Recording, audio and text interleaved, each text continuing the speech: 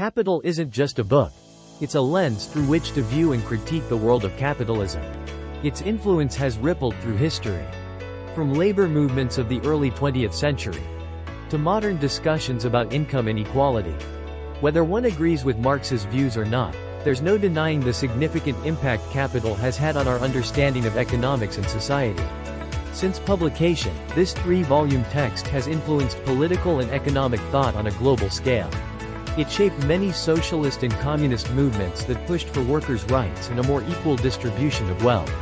Of course, it has also faced criticism, particularly from proponents of free market capitalism, who argue that competition and market forces can better regulate economies and create wealth. Capital by Karl Marx.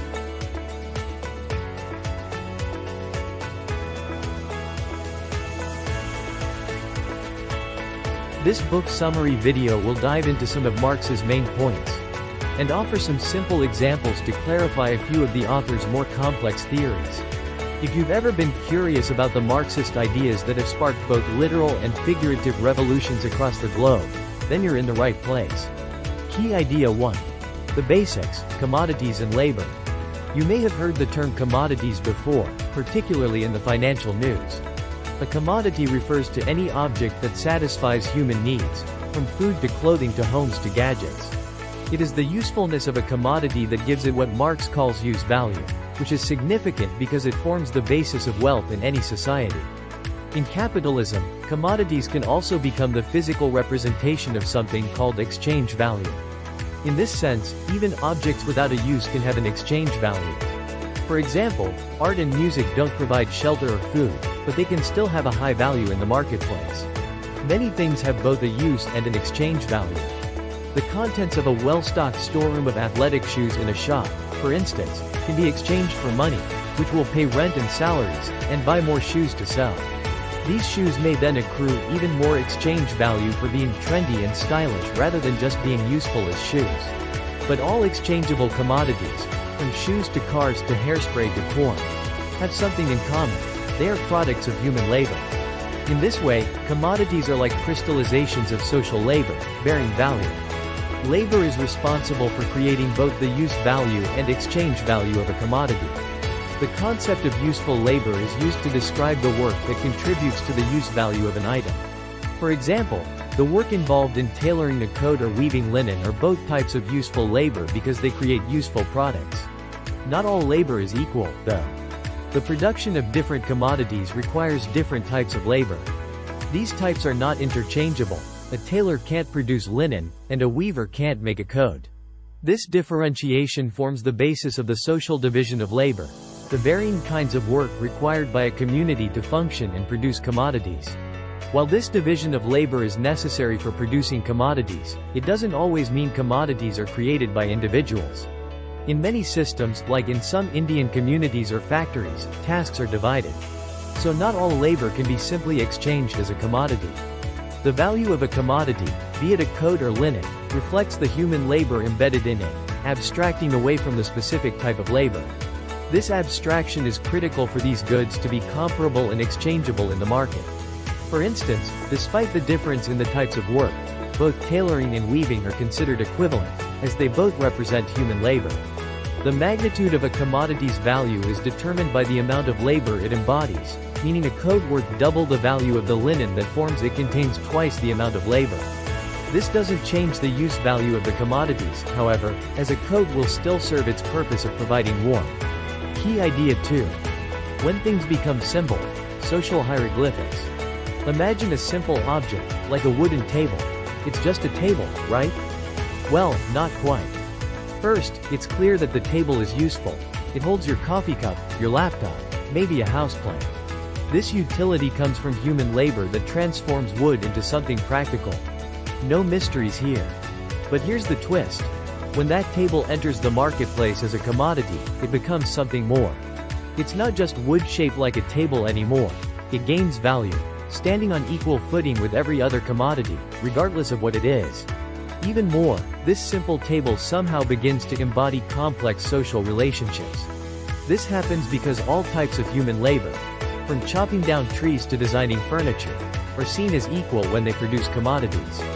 The table's value isn't solely based on the physical wood or how it's shaped, but on the human labor put into it, measured by the time spent on that work. This labor time is of interest to all humans, as it dictates how we produce our means of subsistence. The value of a product, then, is really just a reflection of the social nature of labor. It doesn't come from the product's usefulness or the nature of its value factors, but from the fact that it's a commodity. That's why products of labor have this odd quality of being tangible while they also represent intangible social relations. Now, this only becomes important when we produce things specifically for exchange. That is, when we expect our products to be valued. This is when the work of individual producers takes on a dual character. On one hand, it's a specific type of useful labor meant to fulfill a social need. On the other, it can only satisfy the producer's individual needs if all kinds of useful labor are seen as equal, an idea that only exists because we, as a society, have agreed on it. So, when we exchange our products, we're not only trading physical items but also weighing different kinds of labor as equal. We might not realize it, but we're treating our products as symbols, or social hieroglyphics, that represent the human labor behind them. It's like we're unconsciously creating a language of value.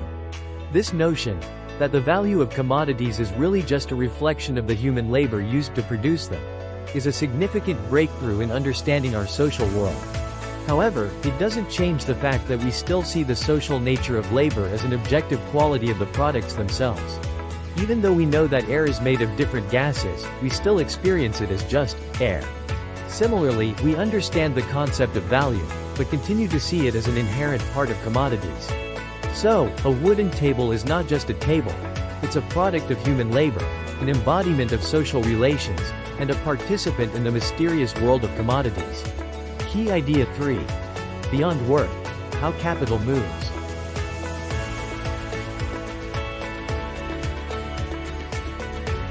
Commodities represent the labor that created them, but when they generate more value than their cost to make, they also generate surplus value, or capital. This concept of surplus value is crucial in understanding how profit is made in a capitalist economy. Essentially, the value of the finished commodities exceeds the combined value of the raw materials, labor, and other costs incurred in producing them.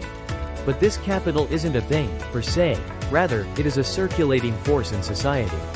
It moves and flows, affecting various aspects of the economy and facilitating further production and exchange. Marx visualizes capital as moving in a circular path, or circuit, among different stages of the economic process. There are 3 phases in this circuit: money capital, productive capital, and commodity capital. Simply put, capitalists start with money, which they use to buy resources and labor power to create a product. This is the productive phase. They then sell the produced commodities for money, completing the circuit.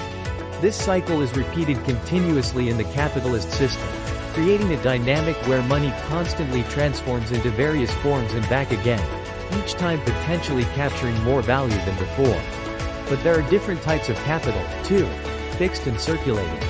Circulating capital refers to capital tied up in raw materials and labor, which is fully consumed in the production process and transfers its value to the final product. For example, if you are making a cake, flour and eggs are your circulating capital. These ingredients are used up completely in the baking process and become part of the cake itself, transferring their economic value into the final product that can be sold for a profit. Fixed capital, on the other hand, refers to durable goods or infrastructure used in the production process that gradually transfers its value to the product over time. In the cake-making scenario, the oven used to bake the cake, or the bowls and mixer you used to prepare the batter, are considered fixed capital. These items are not consumed in one production cycle and can be used repeatedly, slowly depreciating and transferring a portion of their value to each batch of cakes made over time. Finally, each of these systems is interconnected with others. For the whole capitalist system to continue working smoothly, the output from one sector of the economy has to match the input requirements of another. In other words, the capitalist system depends on a certain balance of production across different industries, which Marx describes as a delicate equilibrium necessary for the continuous flow of production and capital. This balance ensures that resources are efficiently allocated and used within the economy, minimizing waste and maximizing output. Think about a toy factory. They need plastic from the plastic industry, packaging from the paper industry, and so on. For continuous production, the output of one industry, toys, becomes the input, play materials, of another industry, like a retail store or daycare center. Marx calls this interdependence reproduction schemes. These schemes highlight the interconnectedness of different sectors. The production of one good directly depends on the outputs of several other industries, forming a complex network of economic relationships that sustains the overall system. This interconnected nature of production not only facilitates economic activity but also highlights the dependency of industries on one another for smooth operation and growth. Key idea 4. When too much isn't enough. Surplus, capital, and hoarding.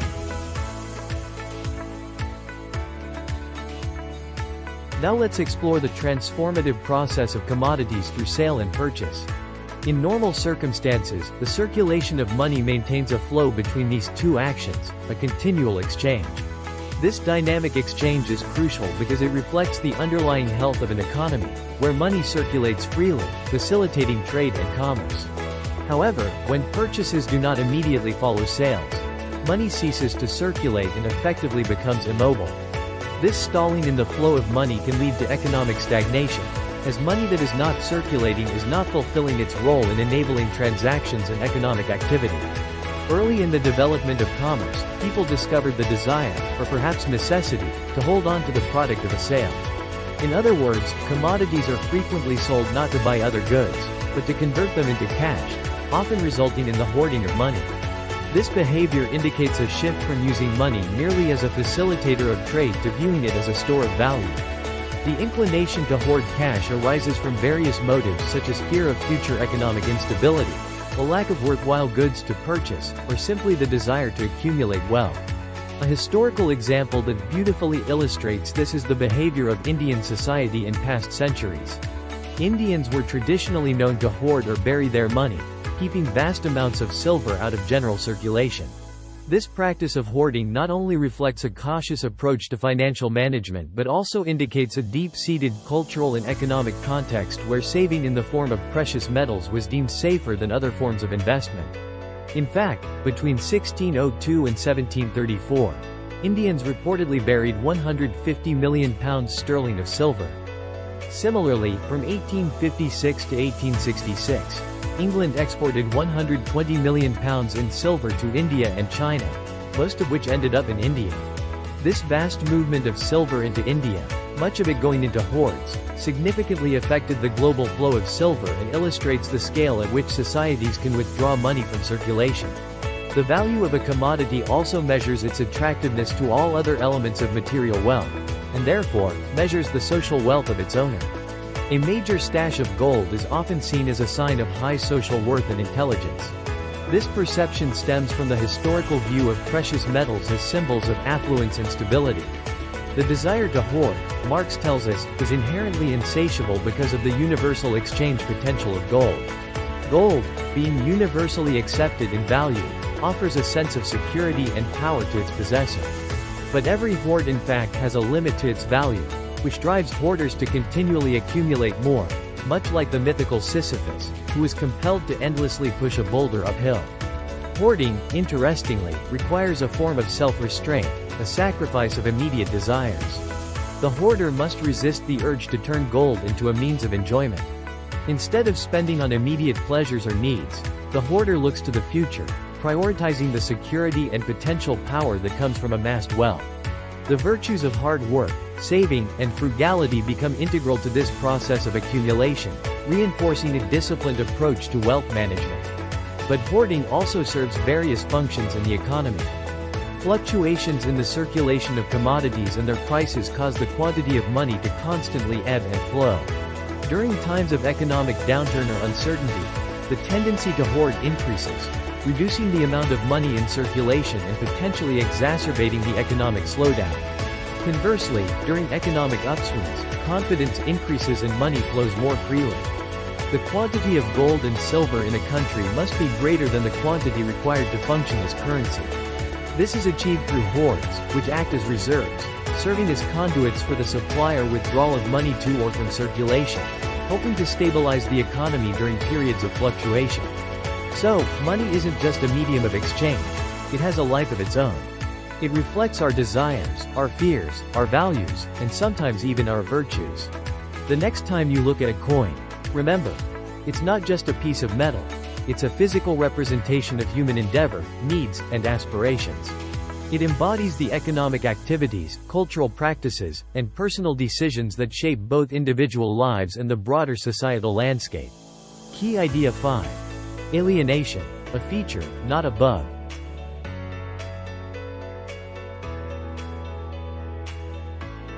As systems of capital become more complex, like the current global economy, it is easy to see how the simple idea of labor exchange for value becomes lost in the seemingly endless maze of economics.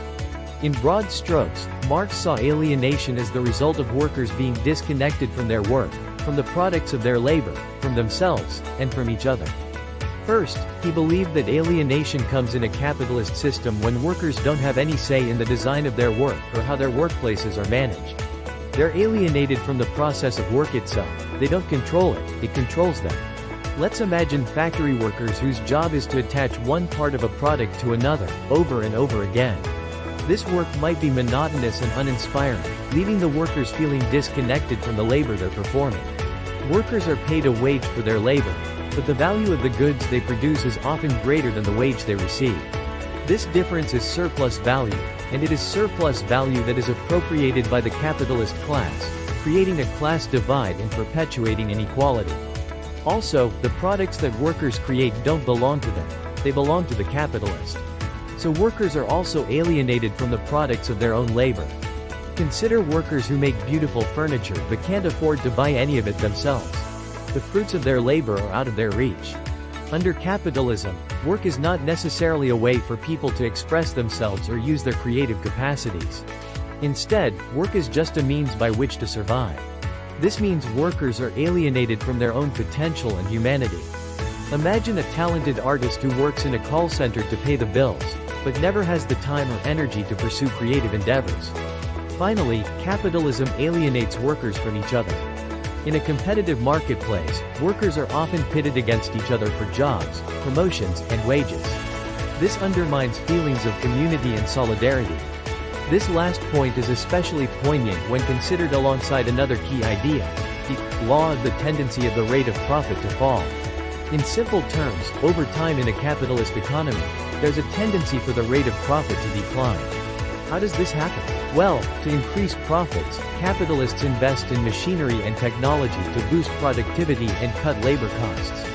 However, because value in a commodity comes from human labor, not machinery, the more an economy relies on machinery over human labor, the lower the overall amount of value produced, leading to a lower rate of profit. So while individual capitalists might boost their own profits by investing in machinery, when all capitalists do this, the overall rate of profit in the economy can decline. This tendency, Marx argues, leads to economic crises, as falling profits make investment less attractive, leading to overproduction and recessions. This inherent instability, according to Marx, is one of the key contradictions and problems of capitalism. Final summary.